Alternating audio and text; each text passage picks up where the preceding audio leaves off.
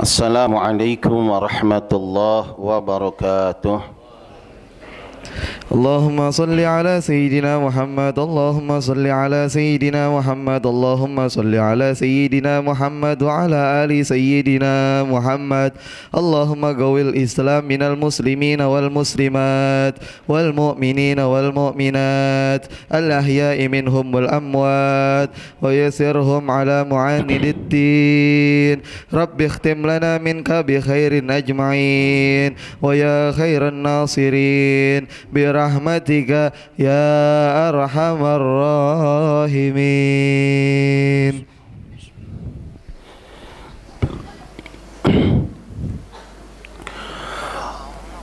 الله أكبر الله أكبر الله أكبر الله أكبر الله أكبر الله أكبر الله أكبر الله أكبر الله أكبر لا إله إلا الله والله أكبر الله أكبر ولله الحمد. الحمد لله الذي بسط لنا بساط الإنس والمحمة وقبلت العم الحجة بيته فعاملهم معاملة الأجيبة. معاشر الحاضرين, jamaah Idul Adha yang dimuliakan oleh Allah Subhanahu wa taala. Kita panjatkan puji dan syukur kepada Rabb yang Maha Ghafur, yang mana pada kesempatan di pagi yang penuh dengan keberkahan, yang penuh dengan kecerahan ini, alhamdulillah Allah masih memilih kita, menganugerahkan kepada kita suatu kemuliaan dan keagungan, yaitu kita bisa kumpul bersama-sama untuk hadir di masjid yang sangat mulia, Masjid At-Taubah. Mudah-mudahan kita semua yang hadir, siapapun dia pagi hari ini melangkahkan kedua kakinya untuk hadir, bisa melaksanakan salat sunnah Idul Adha berjamaah. Mudah-mudahan pagi hari ini Allah Subhanahu wa taala memberikan rahmat, taufik, hidayah dan inayahnya serta ampunan derajat segala pun yang kita inginkan dikabulkan oleh Allah Subhanahu wa taala. Teriring salawat serta salam, tidak lupa kita sampaikan kepada penghulu alam, suri tauladan insan Nabi besar Muhammad sallallahu alaihi wa ala alihi wa sahbihi wasallam, beserta keluarganya, para sahabat-sahabatnya, pengikutnya tabi'in, tabi'ut tabi'in, ulama salafun salihin wa muqallidina fid din. Mudah-mudahan termasuk kita semua orang-orang yang selalu mengikuti aturan-aturan baginda Rasulullah sallallahu alaihi wa ala alihi wa sahbihi wasallam. Ma'asyaral hadirin, jamaah Idul Adha yang dimuliakan oleh Allah Subhanahu wa taala. Sebelum Al-Fagir melanjutkan khutbah Idul Adha di pagi yang penuh dengan keberkahan ini, terlebih dahulu di atas mimbar yang sangat mulia akan berwasiat. Sebagaimana wasiat ini sering disampaikan oleh para sang khatib, dengan wasiat takwa, dalam arti kata turut perintah Allah dan jauhkan semua larangannya. Karena tidak ada satu perintah yang diperintahkan oleh Allah, apapun bentuk perintah tersebut, jika dikerjakan oleh hambanya, siapapun dia, akan mendatangkan, menimbulkan keberkahan, akan menimbulkan keharmonisan, turunnya rahmat, turunnya kasih sayang, turunnya ketentraman dan keberkahan. Dan tidak ada satu larangan yang dilarang oleh Allah Subhanahu wa taala. Apapun bentuk larangan tersebut, sekecil apapun larangan tersebut, jika dikerjakan oleh hambanya, siapapun dia, akan menimbulkan kenistaan, akan menimbulkan kehancuran, akan mendatangkan kehinaan, hilangnya kenikmatan, hilangnya keharmonisan, timbulnya bencana dan timbulnya azab dan murka Allah Subhanahu wa taala. Oleh karena itu, marilah sama-sama kita tingkatkan takwa kita, dan kita berharap dengan takwa ini kita mendapat mempertahankan iman Islam kita, sehingga pada saat waktu yang telah ditentukan, ajal menjemput kita, malaikat Israel datang untuk menyabut nyawa kita. Wala tamutunna illa wa antum muslimun, kecuali kita keluar dari dunia ini membawa iman dan Islam. Ma'asyiral hadirin wal hadirat, jamaah Idul Adha yang dimuliakan oleh Allah Subhanahu wa taala. Sejak semalam, dari mulai matahari hampir terbenam di waktu asar, seluruh umat Islam mensuarakan takbir, membesar-besarkan Allah. Allahu Akbar, Allahu Akbar, Allahu Akbar. Di masjid, di mushalah, di lapangan, baik pun di rumah maupun kita dengar dimanapun, mengumandangkan suatu zat yang paling besar. Tidak ada lagi yang paling besar di muka bumi ini kecuali Allah Subhanahu wa taala. Baik kebesarannya dalam bentuk apapun, kita sebagai hamba-Nya yang merasa dhaif, yang merasa lemah, mengagungkan dan memuliakan, membesarkan Allah Subhanahu wa taala. Untuk apa kita membesarkan? Untuk menambah keimanan dan rasa syukur kita kepada Allah Subhanahu wa taala.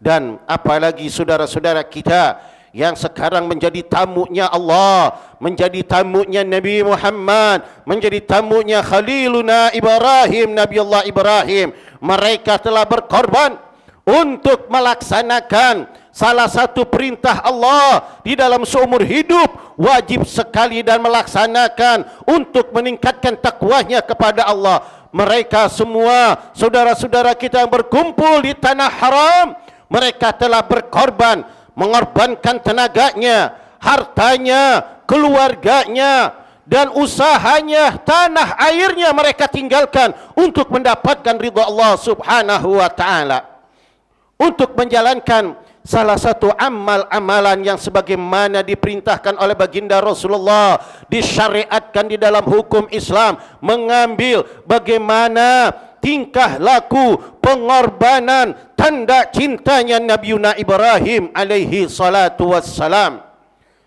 Mereka melaksanakannya untuk berkorban. Kalau kita melihat sejarah Nabi Allah Ibrahim alaihi salatu wassalam, suatu ketika Nabi Allah Ibrahim diberikan rezeki yang luas, maka Nabi Allah Ibrahim alaihi salatu wassalam, beliau berkorban dengan 1000 ekor kambing, 300 sapi, 100 onta. Maka pembicaraan yang memuji Nabi Allah Ibrahim luar biasa, bukan hanya di golongan manusia. Berbicara, ya Nabi Allah Ibrahim, engkau berkorban untuk dirimu hari ini 1000 ekor kambing, 300 lembu, sapi, 100 onta. Malaikat pun memuji, begitu hebatnya. Apa jawab Nabi Allah Ibrahim alaihi salatu wassalam? Hai umatku, apa yang aku korbankan menurut engkau banyak?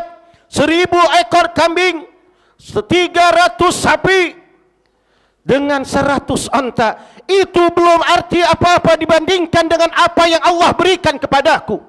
Allah berikan kepadaku luasnya rizki, Allah berikan kepadaku memiliki keluarga dan keturunan, Allah memberikan kepadaku derajat yang tinggi. Ini belum arti apa-apa dibandingkan dengan pemberian Allah Subhanahu wa taala kepadaku.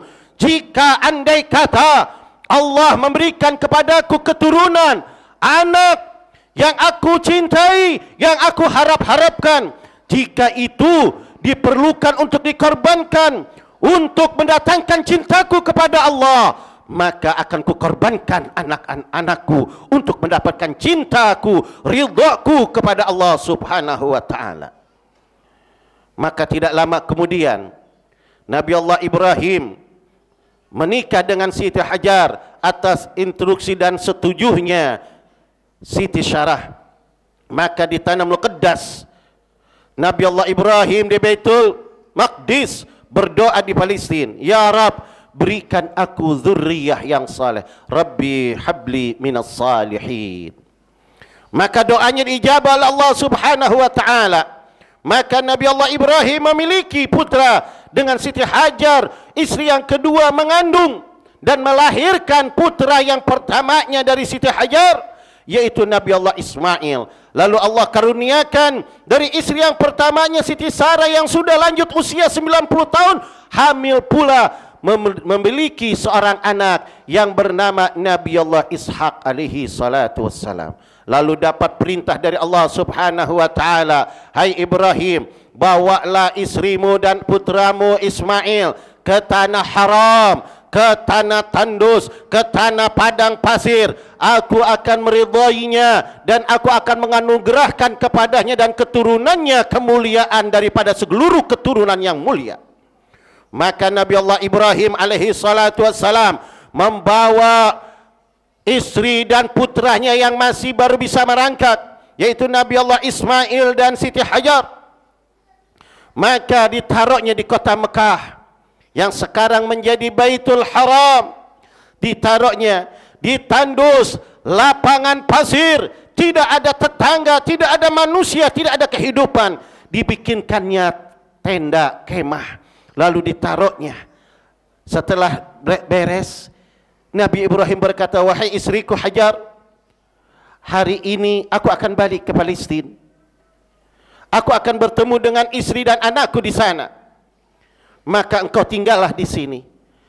Jalan Nabi Allah Ibrahim dengan berat hati, tapi ini adalah perintah Allah. Maka Siti Hajar memanggil, wahai suamiku Nabi Allah Ibrahim, apakah kau tinggalkan aku di tempat yang tandus, di tempat tidak ada kehidupan, tidak ada satu manusia kecuali aku, tidak ada apapun, tidak ada air, tidak ada apa?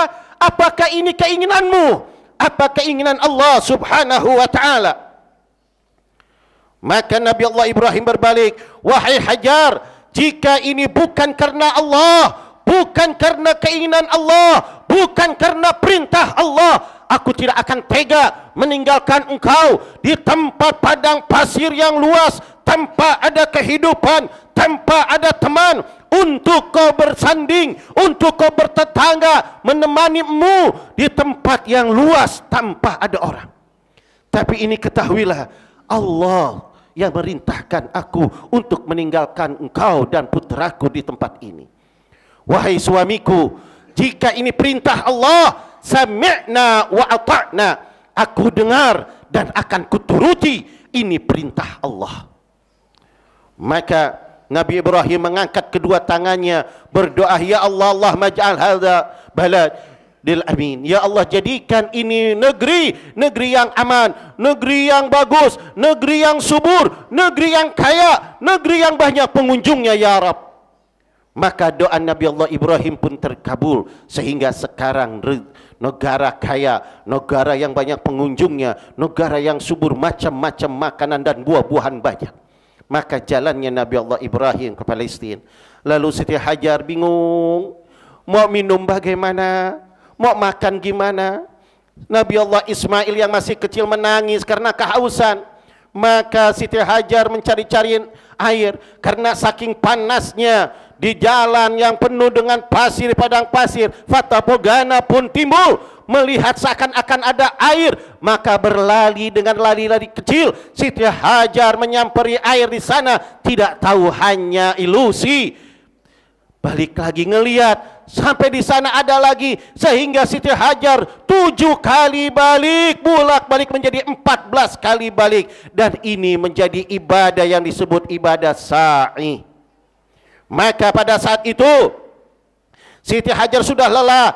Nabi Allah Ismail merangkak dan mengetuk tumitnya dari kaki sebelah kanannya, mengetuk ke atas daripada tanah yang tandus, tanah padang pasir. 3 kali ketukan langsung keluar air, mancar itu air yang segitu berderasnya, bening itu air. Siti Hajar kaget, dan ini yang disebut irhas calon seorang nabi. Maka Nabi Allah Ibrahim pada saat itu datang kembali melihat anaknya. Pas melihat air yang begitu mancur dan banyak, Nabi Ibrahim dengan kedua tangannya mengumpulkan. Dalam bahasanya Nabi Ibrahim berkata zam, zam, zam, artinya kumpul, kumpul, berkumpul, maka yang terkenal sekarang air Ma'ul Zamzam.